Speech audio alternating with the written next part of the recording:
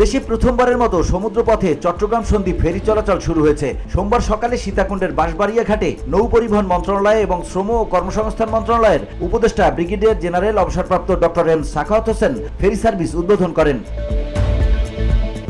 এ সময় আরো উপস্থিত ছিলেন বিদ্যুৎ, জ্বালানি ও খনিজ সম্পদ মন্ত্রণালয়, সড়ক পরিবহন ও সেতু মন্ত্রণালয়ের উপদেষ্টা মোহাম্মদ ফাউজুল কবির খান, পরিবেশ, বন ও জলবায়ু পরিবর্তন মন্ত্রণালয় এবং পানি সম্পদ মন্ত্রণালয়ের উপদেষ্টা সৈয়দা রিজওয়ানা হাসান, যুব ও ক্রীড়া মন্ত্রণালয় এবং স্থানীয় সরকার, পল্লী উন্নয়ন ও সমবায় মন্ত্রণালয়ের উপদেষ্টা আসিফ মাহমুদ সজীব ভুইয়া, মুক্তিযুদ্ধ বিষয়ক মন্ত্রণালয় এবং দুর্যোগ ব্যবস্থাপনা ও ত্রাণ মন্ত্রণালয়ের উপদেষ্টা ফারুকি আজম বীর প্রতীক ও প্রাথমিক ও গণশিক্ষা মন্ত্রণালয়ের উপদেষ্টা অধ্যাপক ডাক্তার বিধান রঞ্জন রায় পোদ্দার, মৎস্য ও প্রাণী সম্পদ মন্ত্রণালয়ের উপদেষ্টা ফরিদা আক্তার।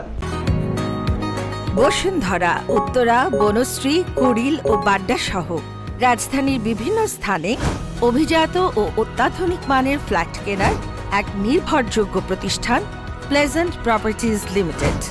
তাই আপনার স্বপ্নের আবাসনের জন্য আজই যোগাযোগ করুন। Pleasant properties limited, where destiny matures eventually. বাঁশবাড়িয়া থেকে ফেরিতে করে তারা সন্দ্বীপে যান। সেখানে একটি সুধী সমাবেশে অংশ নেন তারা। প্রধান উপদেষ্টা ডক্টর মোহাম্মদ ইউনূস সমাবেশে ভার্চুয়ালি যুক্ত হয়ে প্রধান অতিথি হিসেবে বক্তব্য রাখেন।